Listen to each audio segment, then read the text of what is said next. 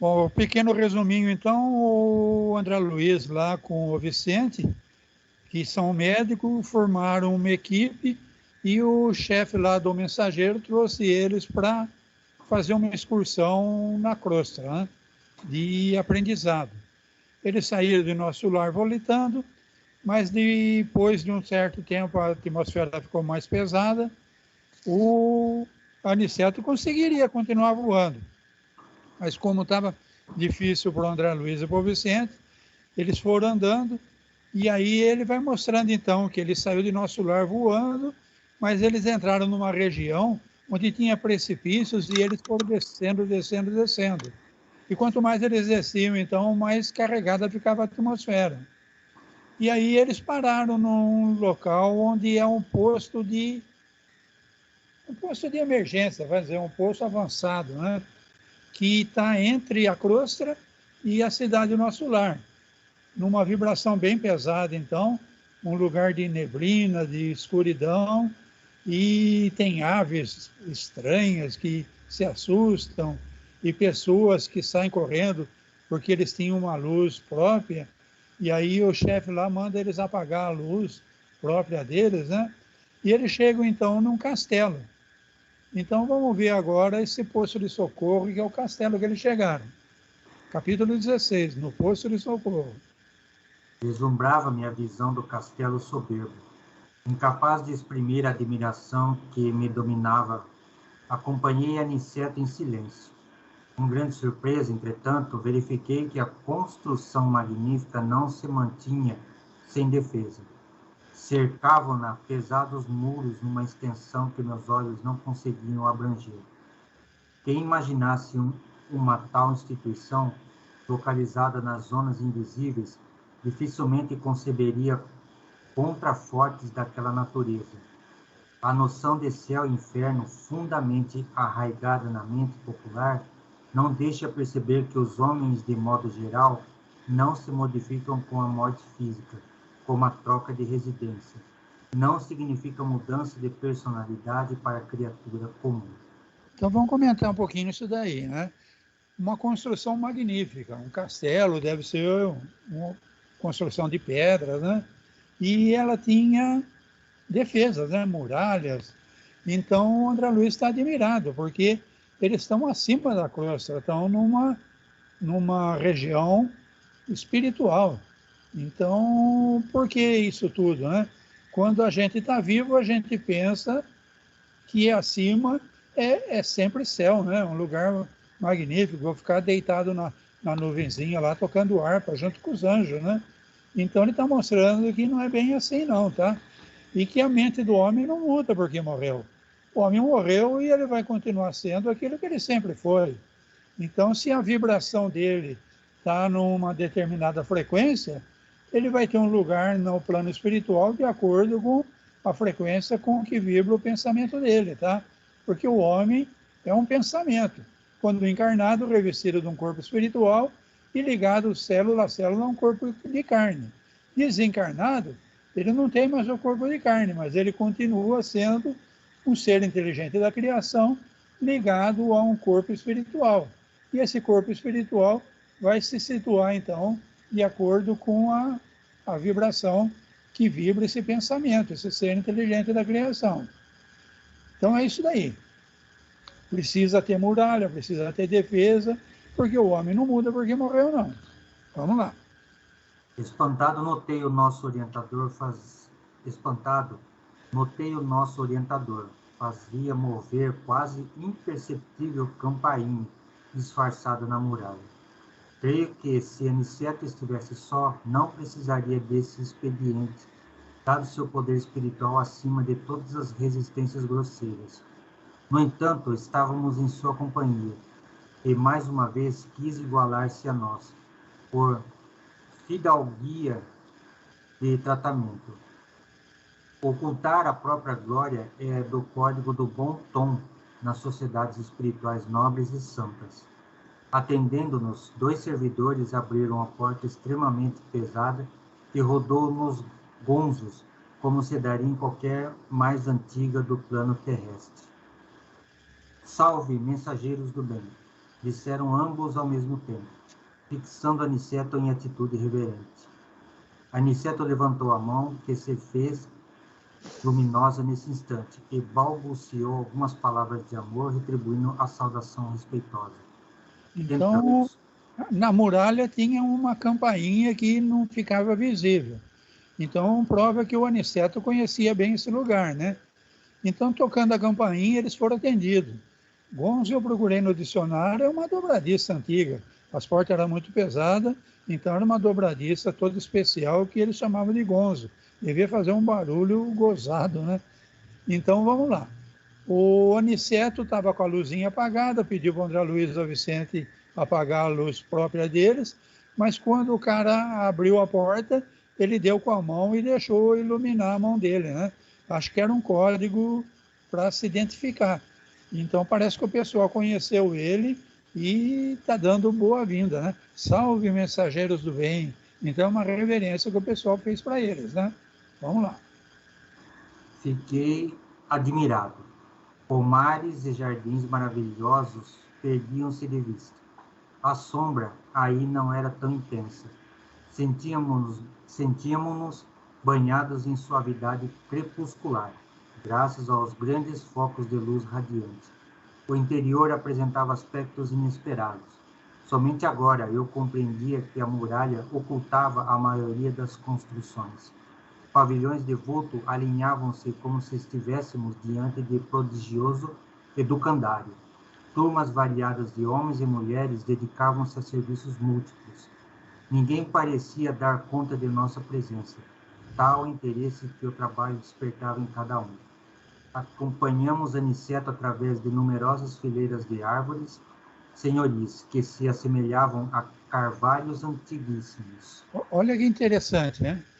Antes de chegar na muralha que tocaram a campainha, a atmosfera era pesada, era densa, eles não conseguiam volitar, era uma atmosfera de sombra, né? Mas depois que eles entraram na muralha, a sombra aí já não era tão intensa.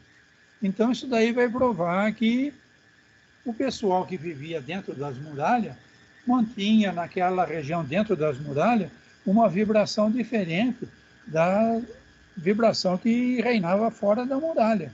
Então a gente pode trazer isso para a nossa vida, tá? Numa casa onde todo mundo se dá bem, onde há compreensão, onde há amor, a vibração dentro daquela casa é uma vibração agradável.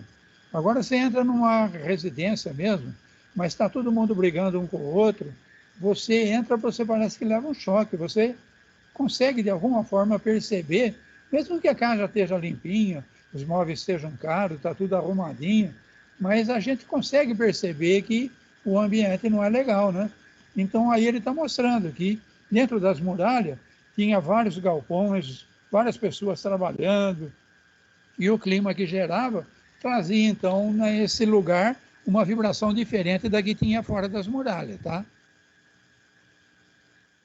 Observava, todavia, que nesse abençoado posto de socorro, a natureza se fizera maternal.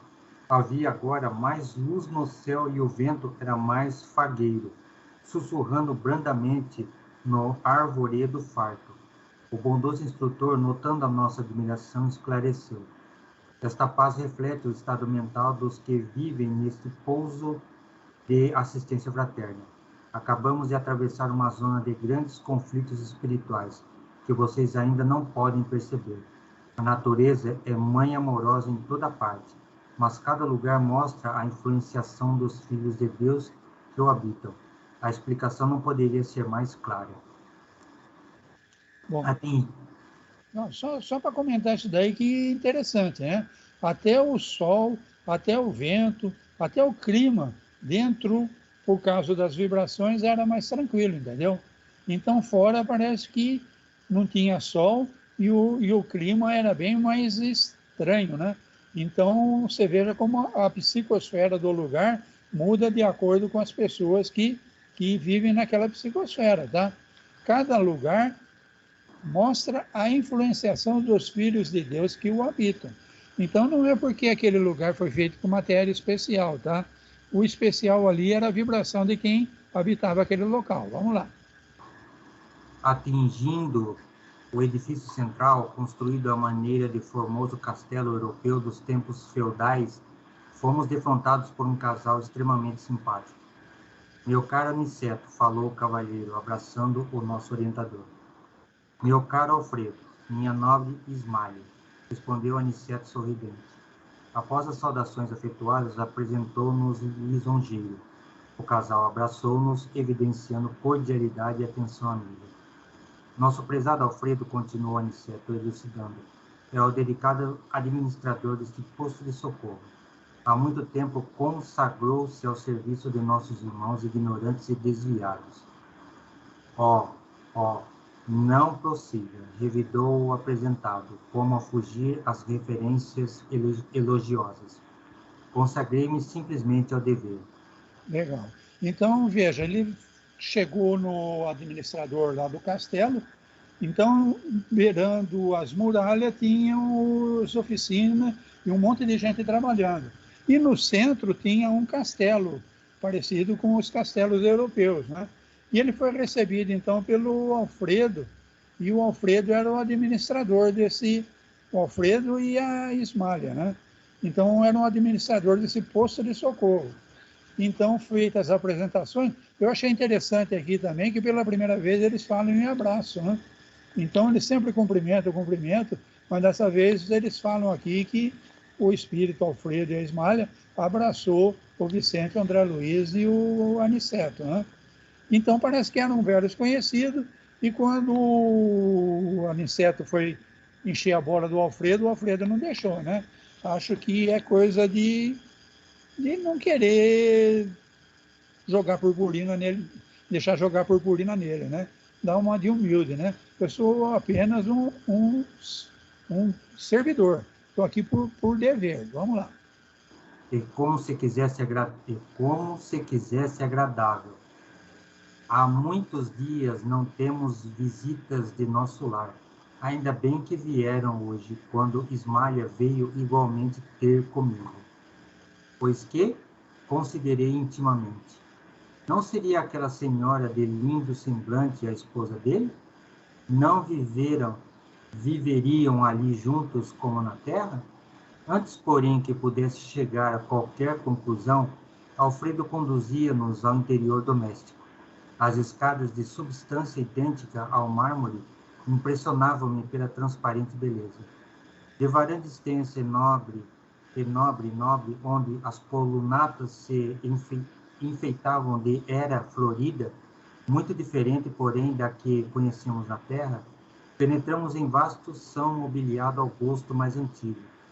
Os móveis delicadamente esculturados formavam um conjunto encantador. Admirado, fixei as paredes de onde pendiam quadros maravilhosos.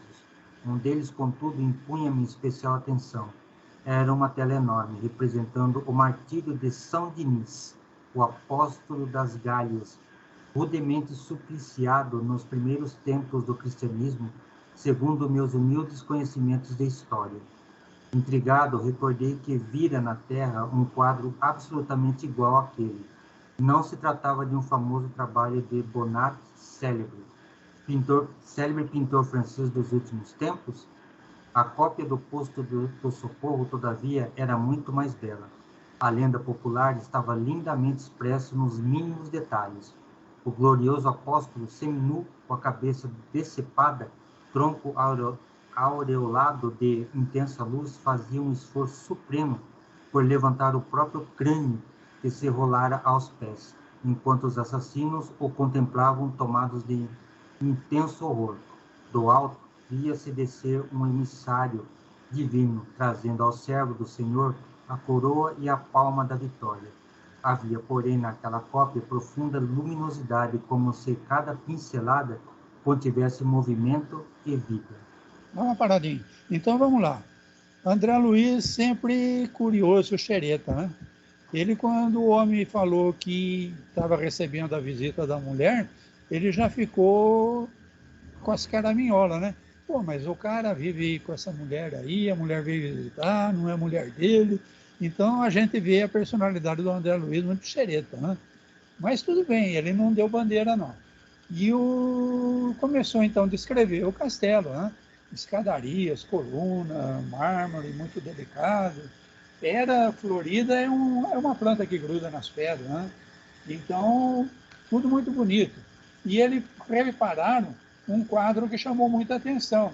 Esse quadro, então, foi o que eu pus a gravura para vocês aí. A gravura é do quadro que está em Paris. Mas aí, nesse posto de socorro, tem um quadro. E esse quadro, ele está falando que ele é mais bonito do que o que tem em Paris, que André Luiz parece que conhecia esse de Paris, né?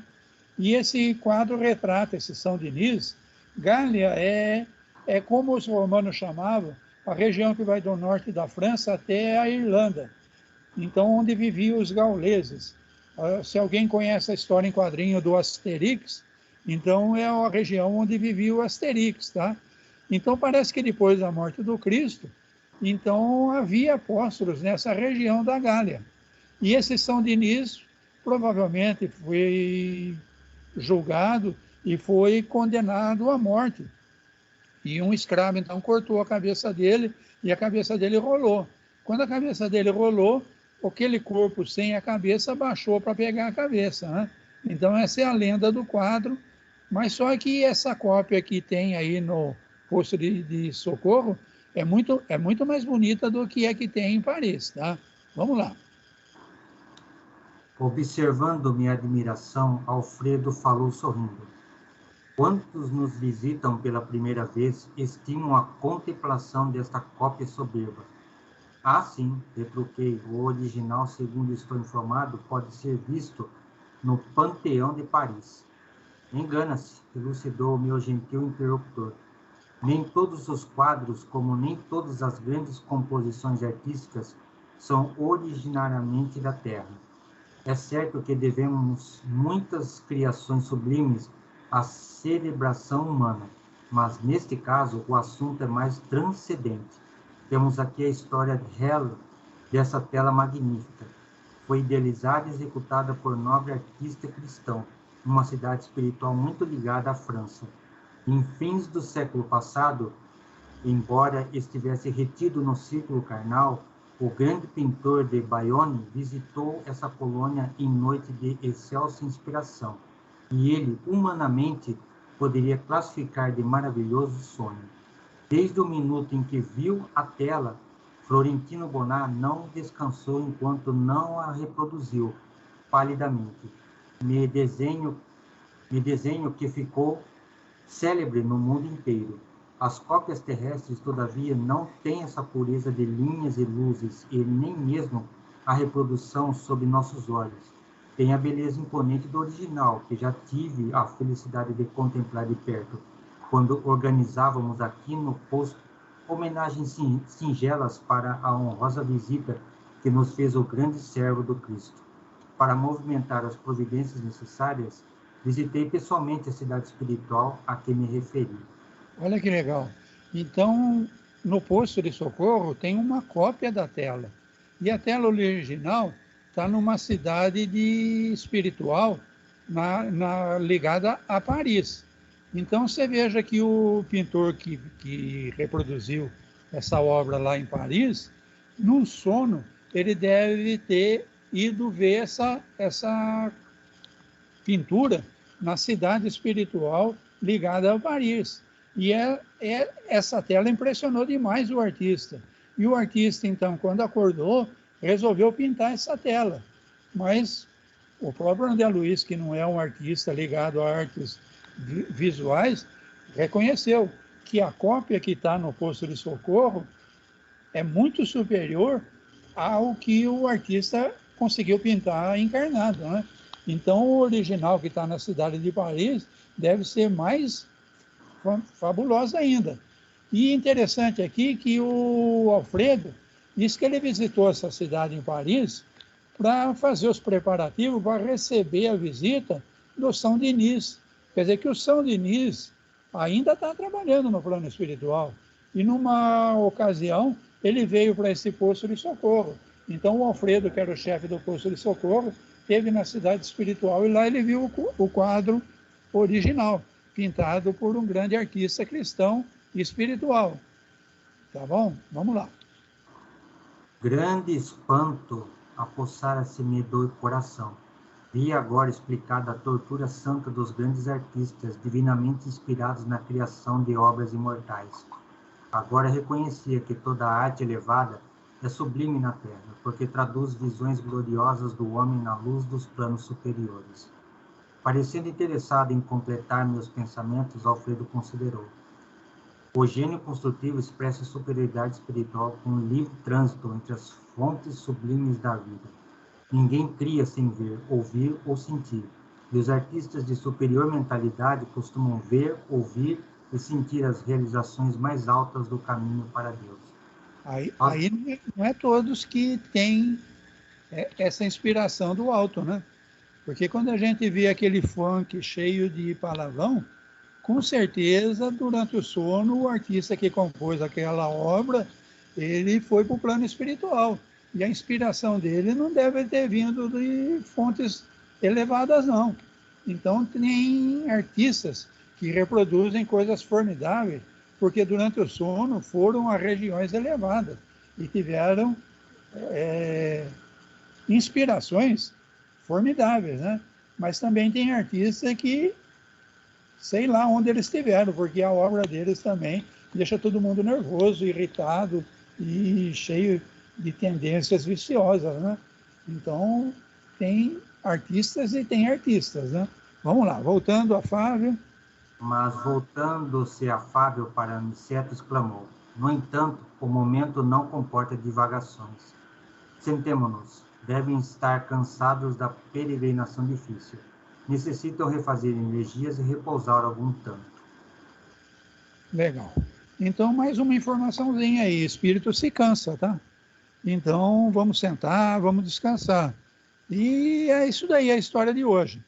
Contou, então, como é esse posto de socorro que está entre nosso lar e o nosso plano da crosta aqui.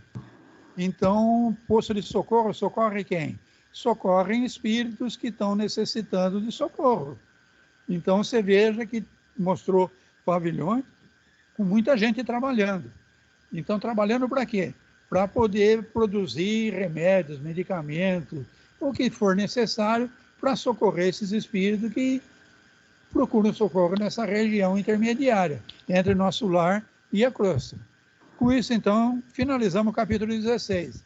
Alguém mais quer comentar alguma coisa?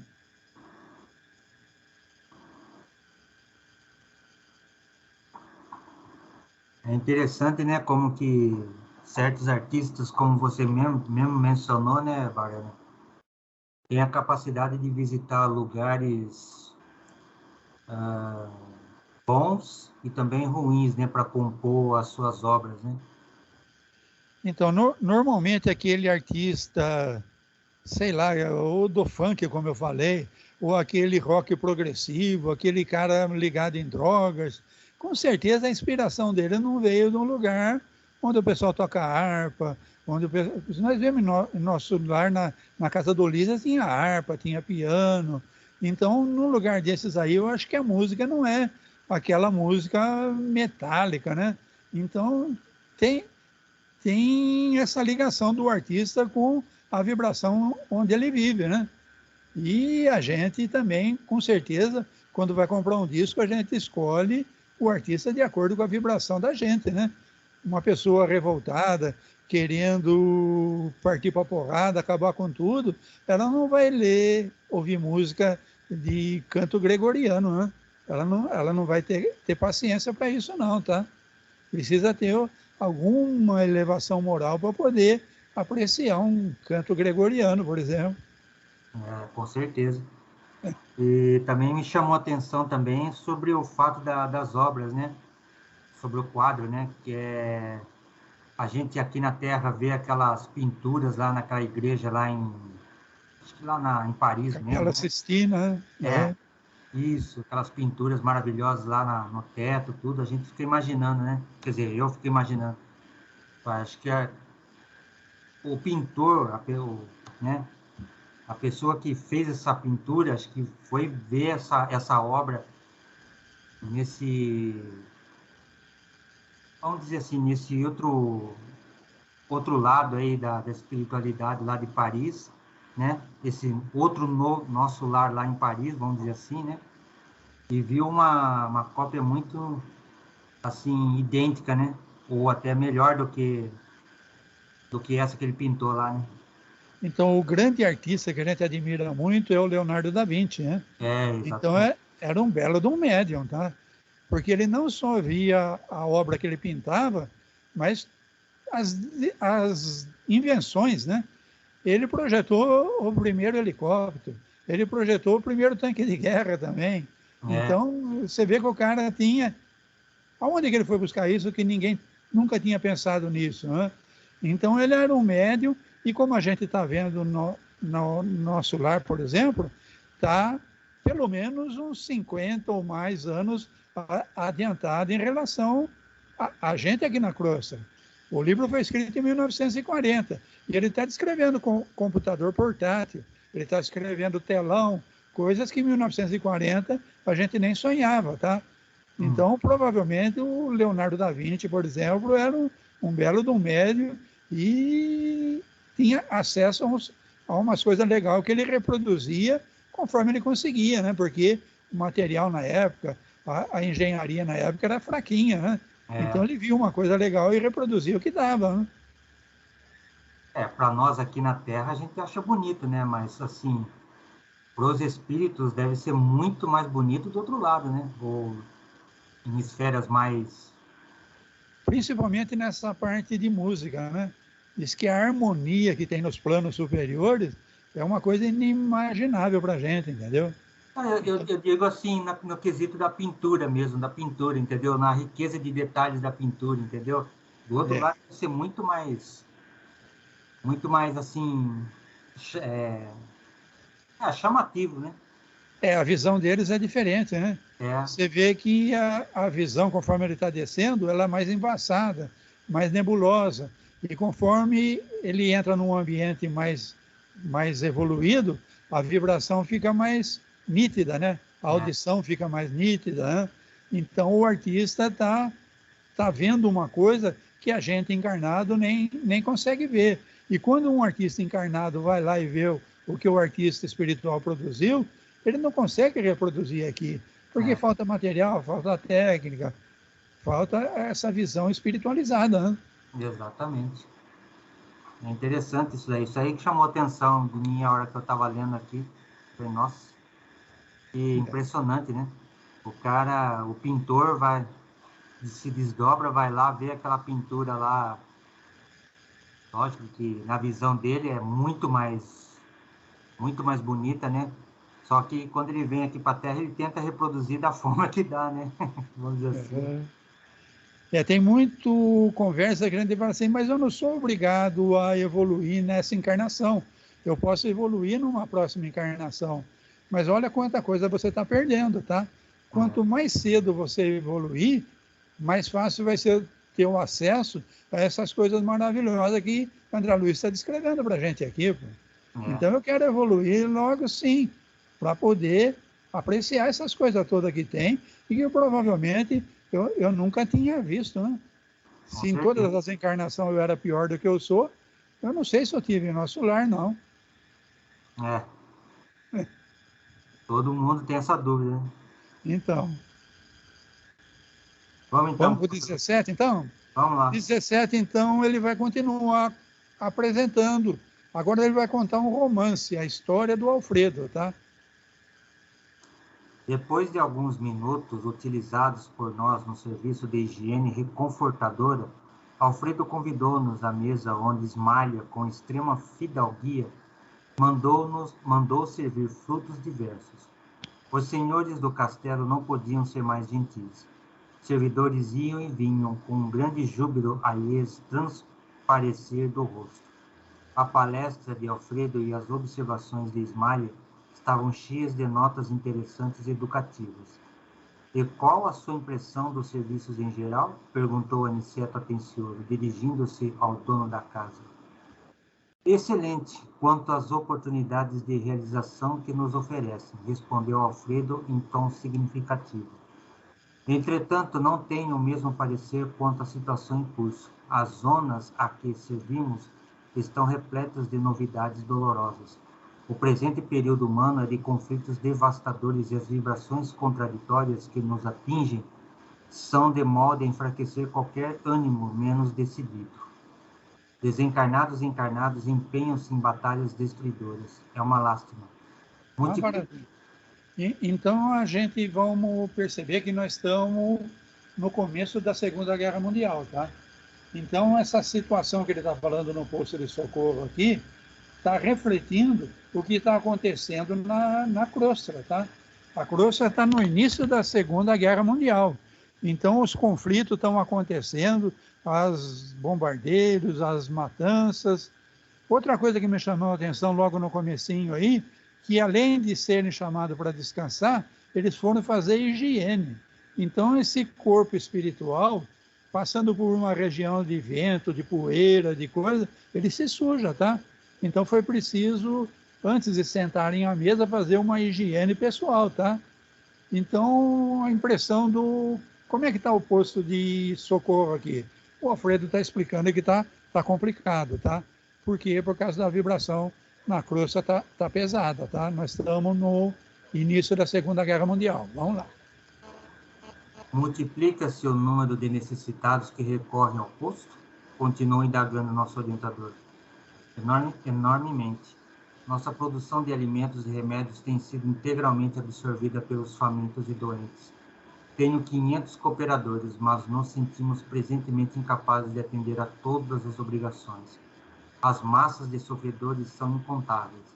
No outro tempo, nossa paisagem se mantinha sem sombras durante muitas semanas, mas agora, nesse instante, Ismália pediu licença para dirigir-se ao interior. E como Alfredo fixasse os olhos nos meus, aventurei-me a considerar. Ainda bem que tendes uma abnegada companheira ao vosso lado. Dá uma paradinha, eu não aguento esse André Luiz, tá? Ele ficou encafifado que essa Ismália é mulher do Alfredo, não é mulher do Alfredo, e ele arrumou um jeitinho de cutucar o Alfredo para saber qual é a da Ismália, tá? O André Luiz Xereta. Mas vamos lá então, no castelo tinha os pavilhões e o Alfredo está falando que ele tinha pelo menos 500 cooperadores, produzindo alimentos, remédios, para esse pessoal, então, que vem pedir socorro, tá? É um posto de socorro. Então, antigamente, eles conseguiam atender esse pessoal e mantinham a região numa vibração legal. Mas, ultimamente, o número de pessoas procurando socorro está tão grande que está difícil deles conseguirem manter o ambiente harmônico, então. Vamos lá, então, ver o que o Alfredo vai contar da história dele.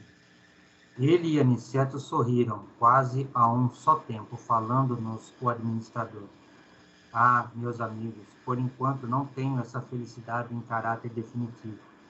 Minha esposa e eu temos o divino compromisso da união eterna, mas ainda não lhe mereço a presença contínua. Ela é a bondade celeste e eu a realidade humana. Depois de pequena pausa, prosseguiu com gentileza. Aniceto conhece-nos a história. Vocês, porém, a ignoram. Senti-me-ei, portanto, contente em relatar algumas lembranças com benefício duplo. Aliviarei o coração uma vez mais, contando minhas faltas, e vocês dois, que talvez tenham em breve novos serviços na Terra, aproveitarão, por certo, alguma coisa das minhas experiências. Então, antes de começar a história da Ismália, vamos parar um pouquinho aí.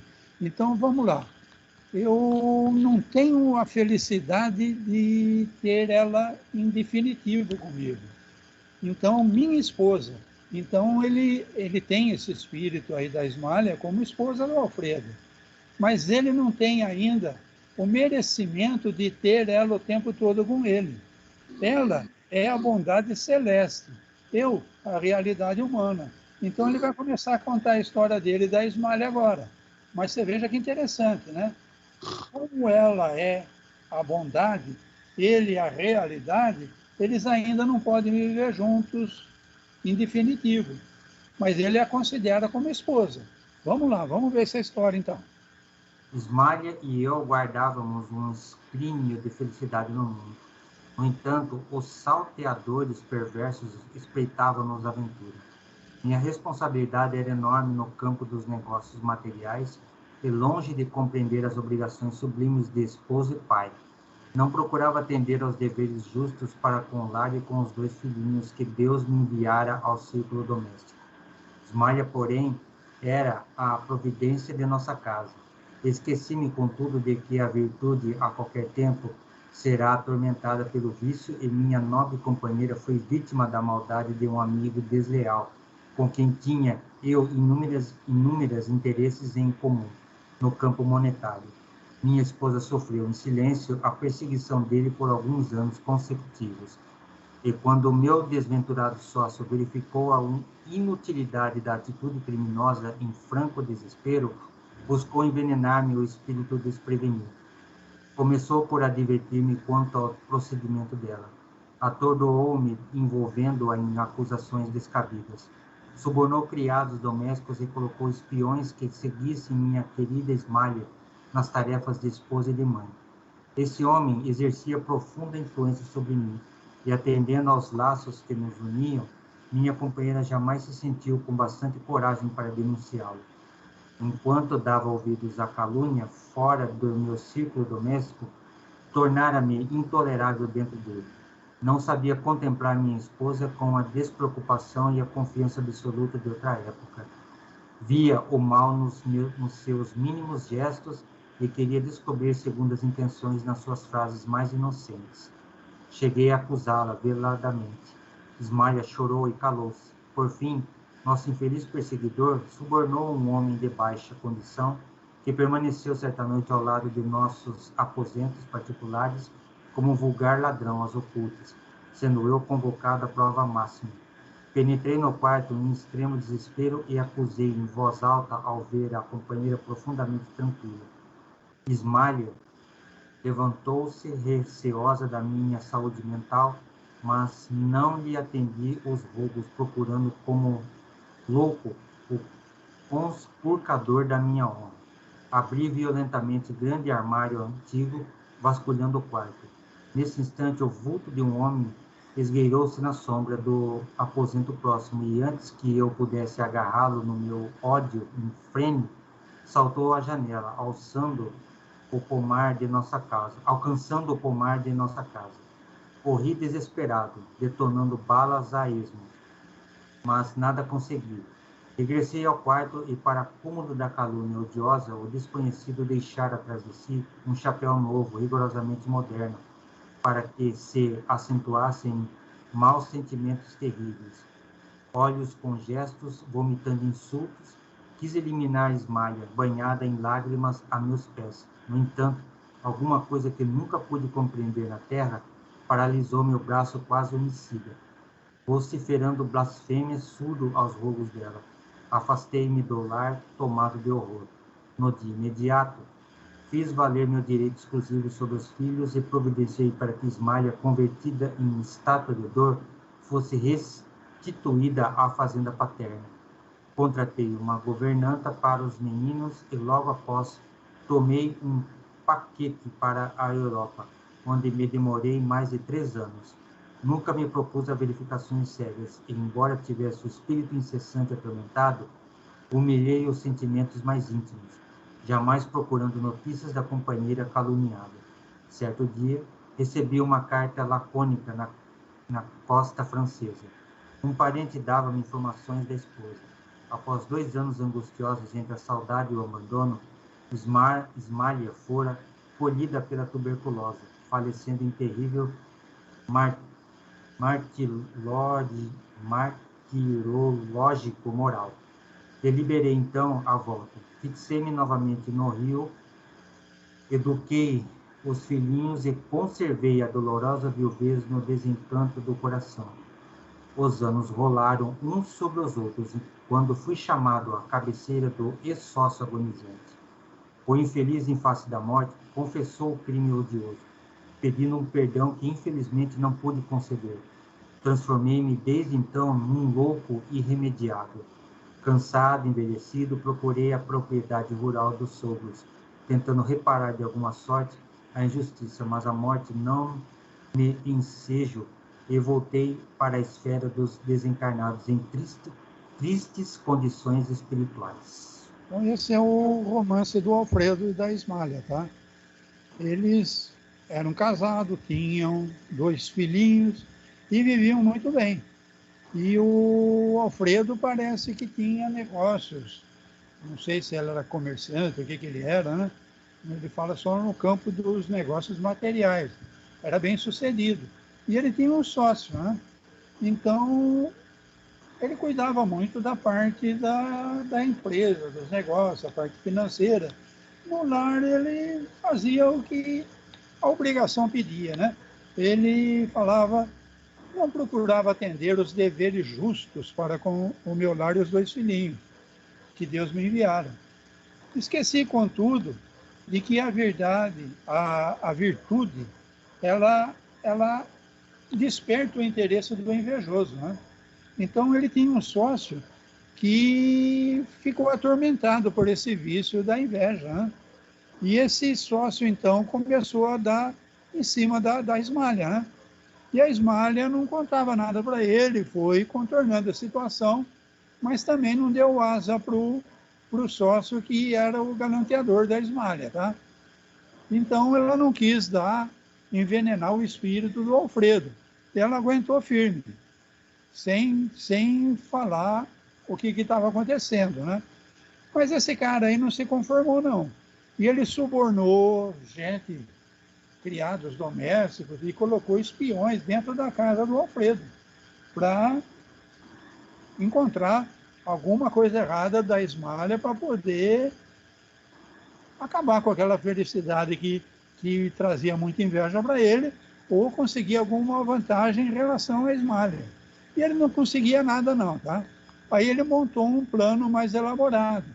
Nesse plano mais elaborado, então, ele fez um cara entrar na casa do Alfredo, o cara se escondeu num cômodo lá, e não explica como aqui, mas o Alfredo deve ter recebido algum aviso que tinha gente na casa dele naquela noite, porque ele saiu fazendo uma busca no quarto, né? E procura daqui, procura dali, o cara deu linha de dentro da casa dele para o pomar. Ele saiu com o revólver atirando, mas não conseguiu pegar o cara. E o cara deixou um chapéu como prova material. Então, aí a Ismália nunca tinha falado nada. Diante de uma situação dessa, o Alfredo concluiu que a Ismália tinha pisado na bola com ele. Pôs ela para correr, voltou ela para a casa dos pais e ele pegou a guarda dos filhos. Então, para a Ismália, ela voltou para a casa dos pais muito angustiosa, porque ela não devia nada daquilo. Ele nem deu chance a ela de se explicar e tomou a guarda dos filhos. E ele foi para a França. Na França, então, ele recebeu uma carta que a Ismália tinha pegado tuberculose. Aquela situação toda da Ismália trouxe uma contrariedade tão grande. Na época, a tuberculose era uma doença terrível ainda, e ela morreu de tuberculose, então. Ele voltou, pôs uma babá para cuidar dos filhos e continuou cuidando dos filhos.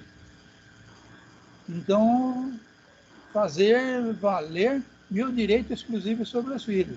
A governanta, os meninos, e logo depois ele... Vamos lá. Bom, aí o sócio dele ficou doente. O sócio dele ficou doente e teve uma crise de remorso. E chamou, então, o Alfredo para conversar. E aí o sócio dele confessou o crime odioso, pedindo um perdão que, infelizmente, o Alfredo não conseguiu perdoar, não, tá? Nesse dia em diante, então, o Alfredo se desequilibrou completamente, tá? O ódio, a injustiça, o remorso do próprio Alfredo tornou ele um louco irremediável, ele fala aqui. Então, cansado, envelhecido, ele procurou a propriedade do sogro para tentar entender direito o que tinha acontecido. A Ismália já tinha morrido, mas ele foi colhido pela... Então, você veja como essa coisa de ódio, de vingança, de não se conformar, faz mal. Ele acabou desencarnando, tá? Desencarnando em tristes condições espirituais. Vamos dar encerramento, então, nessa história dele. Nesse instante, fez uma pausa para continuar comovido. Não preciso dizer que recebi de Ismália todo o amparo de que necessitava. Todavia, infelizmente para mim, estávamos separados. Não merecia a bênção da união sublime.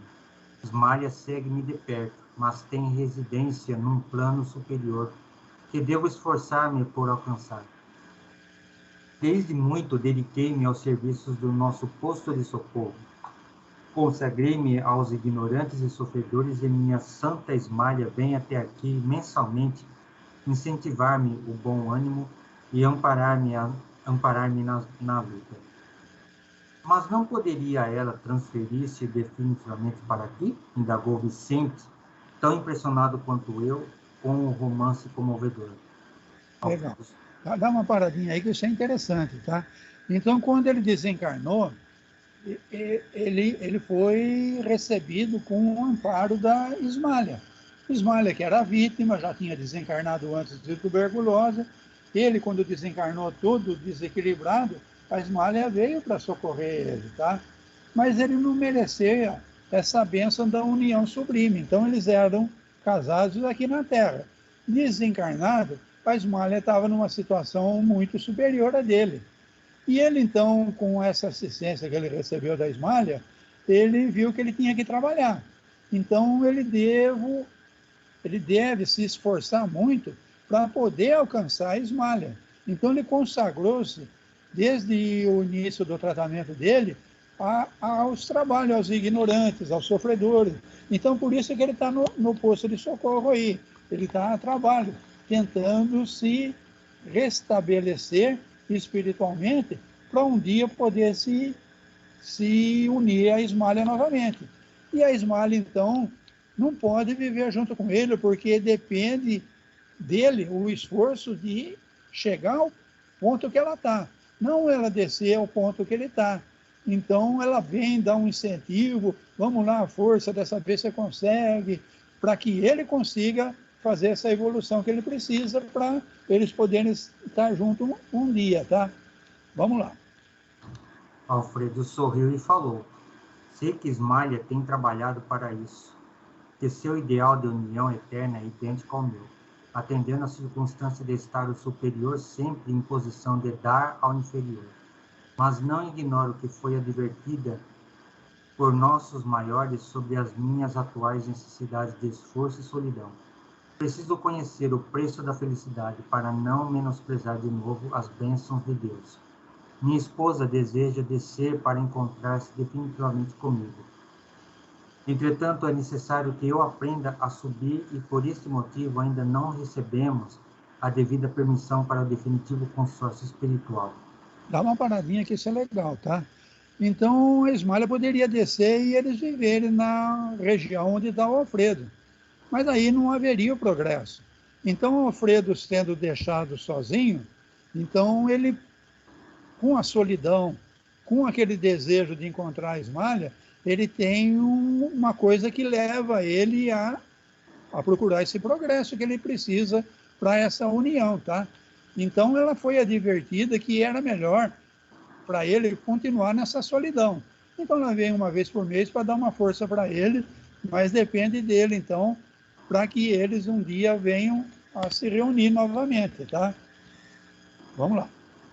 Observando-nos a emoção, concluiu: estou resgatando crimes de precipitação. Pela impulsividade delituosa, perdi minha paz, meu lar e minha devotada companheira. Conforme ouviram, não matei nem roubei a ninguém, mas envenenei-me a mim próprio. A calúnia é um monstro invisível que ataca o homem através dos ouvidos invigilantes e dos olhos desprevenidos. Legal. Então a gente vai imaginar agora esse Alfredo em 1940. A sociedade no Rio de Janeiro como que era. Aquele homem machão, ele ia para o escritório, cuidar dos negócios e nem dava bola para a mulher, tá? A mulher com os filhinhos lá tem as obrigações dela. E ela estava passando por uma situação complicada e não quis dar trabalho para ele, não comunicou a ele o que estava acontecendo. E na primeira oportunidade, então, ele supôs que ele fez um flagra, que nem foi um flagra, a gente está vendo agora, e ele quase matou essa Ismália. E pôs ela para correr, e provocou a ela um desgosto tão grande que ela acabou doente e morreu por tuberculose. Até que o sócio confessou. O sócio, então, tomado de culpa, tomado de Remorso. Remorso, fez essa confissão. Aí ele ficou completamente desequilibrado, porque o que ele tinha feito com a Ismália, né? Então, agora, o pessoal que sabe que eles têm um compromisso de viverem esse casamento após a espiritualidade, após a morte do corpo, está previsto deles continuarem juntos, pelo que eu estou percebendo aqui.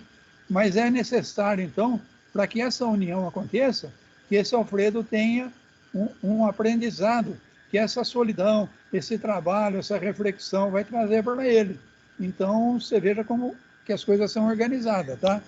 Então ele fala, não matei ninguém, não roubei ninguém, não fiz nada tão grave, envenenei a mim próprio, tá? Faltou, no mínimo, conversar com a esposa dele para saber o que estava acontecendo, né? Mas ele quase matou a esposa dele, né? Então terminamos mais um capítulo. Ficamos conhecendo o romance do Alfredo. Ele já fala, né, que a calúnia calúnia praticamente destrói, né, porque ela fecha o ouvido, não dá, né, transforma o homem, né, vamos dizer assim, numa estátua, que não ouve, não dá atenção mínima e, entendeu? Não, eu vou seguir minha vida, o problema é seu, você aprontou, é tudo culpa sua, entendeu? Então você vai ter que arcar com o prejuízo. Em vez de abrir esse campo, né? Mas espera aí, o que aconteceu então? Vamos sentar e vamos conversar. Ainda acontece isso nos dias de hoje, tá? Você vê os casos de homicídio, né? O homem que mata a esposa, a amante, ou no mínimo dá uma porrada que deforma a mulher, entendeu? Sendo ele muito mais forte, eu acho que é uma atitude covarde. E às vezes é falta de conversar, de tentar entender sob o ponto de vista do outro. Mas não, mulher minha, filho meu. Então aquele sentimento de posse ainda é muito forte, entendeu? Uhum. Eu não vou ser enganado, eu não vou ser iludido. E o orgulho, né? Então, nesse caso do Alfredo aí, a gente vê porque que depois do desencarne, ela está numa situação muito superior à dele. Ela aceitou as culpas, não procurou se defender, para não desequilibrar o Alfredo, pensando no bem. E o Alfredo quase matou ela sem prova nenhuma, né? Só pela situação que foi armada, tá? Ele se deixou envolver e o orgulho dele, que era muito forte ainda, fez ele quase se tornar um homicida, né? Exatamente, né? Você lembrou bem dos casos de feminicídio que acontecem hoje, é justamente por conta disso, né? Por não haver esse entendimento, saber o que está acontecendo no relacionamento, aonde que está ali a causa do problema. Não, a mulher não quer voltar, não vou voltar mais, você não vai voltar, então beleza. Ou seja, a única solução possível para se resolver é na base da violência, da agressão, porque diálogo mesmo, infelizmente, é uma coisa que praticamente nem existe. Então, a gente não deve nunca generalizar, mas a gente está vendo que ainda é muito comum, não é geral. Tem homem bom, tem homem atencioso, tem homem que cuida da família, conversa com os filhos, sem dúvida, tá? Mas parece que uma grande maioria vai para o barzinho e se deixa influenciar pelo ambiente onde ele está, vai naquela roda de fumo, vai naquela roda de droga, consome aquelas drogas todas e faz apostas, e o dinheiro que era para ter algum conforto no lar sai pelo ladrão, e a mulher acaba perdendo a paciência. E hoje em dia as mulheres acabam se deixando até influenciar por uma cantada também, né, meu? Não vou dizer que toda mulher é santa, porque tem mulher que não foi como a Ismália aí, que resistiu. Tem mulher que acaba não resistindo tanto e se deixa levar por uma ilusão também de algum relacionamento fora do casamento. Então você veja a complicação aí, tá? Um homem não tão elevado, uma mulher não tão elevada, um não querendo se pôr no ponto de vista do outro. Olha essa confusão que ainda nós temos diariamente, tá? Você assiste o Jornal de Manhã da Rádio Educadora, são vários casos toda semana, tá? Exatamente. É interessante como o André Luiz, ele, mesmo que a conversa seja sobre outro assunto que não tem nada a ver, ele quer, tipo, investigar como que aconteceu tal fato na vida da pessoa, do casal, entendeu? Saber da história realmente. É interessante como ele fornica mesmo lá no fundo, né? Não, eu quero saber por que não deu certo de vocês dois estar juntos, qual foi o motivo, qual foi a razão. Ele foi aconselhado até a ser mais discreto quando ele estava no nosso lar lá, porque você lembra que nos primeiros atendimentos ele fazia até despertar sentimento desequilibrado nas pessoas que eram socorridas, por causa da xeretice dele, né, meu? Então agora parece que ele está conseguindo controlar a xeretice dele, mas ela continua, tá? E você veja que ele está escrevendo, o escritor, coisas da memória dele, né? Então não é que está acontecendo, ele está escrevendo. Provavelmente, depois que ele viveu isso tudo, ele resolveu ser um repórter do que ele tinha vivido, né? Então ele descreveu no primeiro livro tudo o que ele passou enquanto ele estava lá em nosso lar.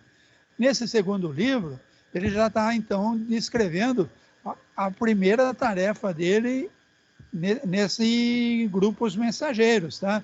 Então ele parece que esse Aniceto aí, que é o chefe aí dos mensageiros, que levou ele e o Vicente, formou uma equipe de médicos para trabalhar no socorro na crosta, está ensinando um monte de coisa para ele. Pelo que a gente já leu nos outros livros, esse André Luiz está com conhecimento formidável. A gente vê em Evolução em Dois Mundos que ele tem um conhecimento da parte de biologia, da parte médica mesmo, que os médicos da Terra ainda não têm, tá? E a parte de ciência no mecanismo da mediunidade, onde ele vai falar de física quântica, de energia, de um monte de coisa. Você vê que ele progrediu muito, tá? Daquele médico que... A turma diz que foi Carlos Chagas, não interessa quem que foi, né? Que desencarnou, teve um progresso no plano espiritual formidável, tá?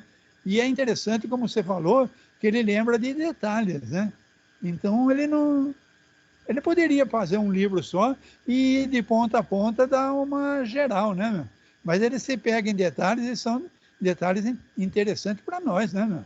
Ele parece que está falando assim, aqueles caras lá da Terra precisam saber dessa história do Alfredo e da Ismália, tá? Então é uma pena que quase ninguém lê o segundo livro do André Luiz em diante, né, meu? A turma para no nosso lar, né? Ou mesmo a situação do Segismundo, né? Então, nós vamos ver, inclusive, essa parte do Segismundo, ele vai falar da escolha dos gametas para formar de acordo com o plano reencarnatório, né? Então, quanta coisa, né? Descreve bem como que ele, né, todo o processo para que ele possa reencarnar, né? Eu conversava muito com o André, todo domingo o André vinha de manhã aqui bater papo comigo, né? O André não gostava dele quando ele começava a descrever a natureza, né? Aqueles raios fúlgidos sob as nuvens, não sei o quê. O André achava que ele enrolava demais, entendeu? Mas eu acho que ele fez uma obra formidável. Como você está reparando aí, ele vai nos detalhes, tá? Que se a gente não parar e não comentar, a gente lê o livro e não pega do que ele está falando, tá? Porque provavelmente a gente nunca viu um luar igual ao luar que ele descreve no nosso lar, entendeu? Um jardim à noite, onde as plantas eram luminescentes, pô.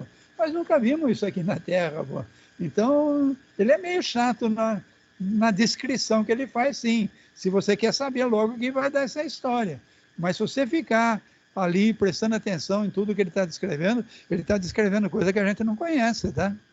Para a gente que já tem um pouco desse conhecimento, a gente, pelo menos eu, né? lendo o livro, já começa a formar como se fosse assim uma imagem de como, né, como ele descreve todos esses detalhes do lugar, do ambiente em si, da natureza, né, do ar, né. Então, já, pelo menos eu percebi isso quando fui lendo, né, todos os livros dele. Fui criando, foi como se fosse, né, parecendo assim uma imagem de mostrando como que a coisa corria, conforme ele ia descrevendo, né. É interessante isso. Na maioria dos livros de estudo, a gente ouve falar que a psicosfera depende da psique daquelas pessoas que vivem ali. Acabou. O cara falou meia dúzia de palavras e encerrou o assunto. Mas o André Luiz não. Ele descreveu o ambiente até chegar na muralha. Então ele descreveu toda aquela nebulosidade, não tinha sol. Entrou da muralha para dentro, ele descreve já diferente. Então fica mais fácil da gente registrar do que meia dúzia de palavras falando, não, a psicosfera depende da psique de quem vive ali. Falou duas frases e acabou, você já nem pensa mais naquilo. Mas da forma que o André Luiz escreve, eu acho formidável também, tá? Tanto que ele descreveu até como que é o umbral lá, como é que é o lugar do umbral, o que tem lá, entendeu? Ele descreve com detalhes também de como que é lá também, né? Então, ele está descendo, né? Cidade Nosso Lar é o umbral, só que está numa região luminescente, uma região formidável. Então, ele está descendo esses precipícios aí que ele está falando, onde tem as aves, os pessoal que foge escondido, mas ele não chegou na crosta ainda, tá? Então, acho que vai ter coisa mais pesada ainda até chegar na crosta, tá? Ele está, vamos dizer, no umbral médio, né? Umbral superior de Nosso Lar, umbral médio. Quando chegar na crosta, ele vai estar no umbral pesadão, não. Acho que tem mais coisa para a gente aprender aí. O submundo, como dizem por aí. E tem mais, né? Tem as trevas e tem o abismo, tá? O André Luiz, em outras regiões, vai falar das trevas, que está abaixo da crosta, e abismo, que está abaixo das trevas ainda, tá? Muita coisa. Muita coisa. Bom, estouramos o tempo. Nelson, Rosália, Serjão. Nossa, que história, hein? Que história. Meu Deus do céu. Por que a Amália não contou para o Alfredo desde o começo? Mudava todo o destino. Mas o Alfredo era tão orgulhoso, tão cheio de si, que ele não dava muita conversa para a mulher, não. Você lembra? Ele falou no capítulo aí que ele dava muita atenção para os negócios dele. Em casa era a mulher, os filhos, era subalterno. Então a culpa de tudo foi dele. Foi. Né? Foi. Na primeira calúnia, ele acreditou no caluniador. Não deu nem chance da mulher se explicar. Quase matou ela ainda. Ele estava armado e quase matou ela. Vixe, Maria. Vixe, Maria mesmo. Mudaram o destino, né? História terrível. É aquela coisa, viu, Nelson? A gente dá ouvido para as outras pessoas que a gente acha que é amigo, mas não dá ouvido para quem está perto de nós, que é familiares, né? Tudo. Essas pessoas que a gente mais confia, né? A gente vai dar ouvido para os outros, que a gente nem conhece direito. É aquele orgulho, né? E que diz que é amigo, né? Não vou ser enganado, não. Vocês estão querendo me enganar. Às vezes a pessoa está querendo abrir teu olho, você acha que estão te enganando. Então.